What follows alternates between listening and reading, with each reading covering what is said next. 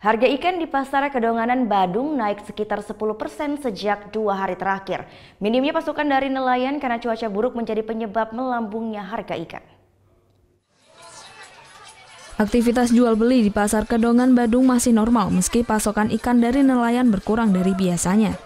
Para pedagang mengaku tidak menerima pasokan ikan dari nelayan di Pulau Sapeken, Madura. Akibat minimnya pasokan, harga ikan mengalami kenaikan sekitar 10%.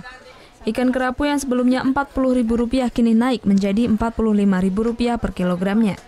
Sementara ikan kakap merah dari Rp75.000 kini dijual sekitar Rp80.000 per kilogram. Menurut pedagang, terhentinya kiriman ikan karena pengaruh cuaca. Ya, angin, gelombang itu. Kiriman nggak ada mas? Oh, nggak ada. Rencana 2 hari katanya. Oh, 2 hari nggak ada kiriman. Tapi ini stok kemarin mas ikan? Iya, kan kiriman terakhir kemarin. Meski harga naik, warga maupun wisatawan tetap mencari ikan sesuai kebutuhan mereka. Tetap sesuai. Ya kita sama-sama butuh rezeki itu. Iya, kita beli seperti itu.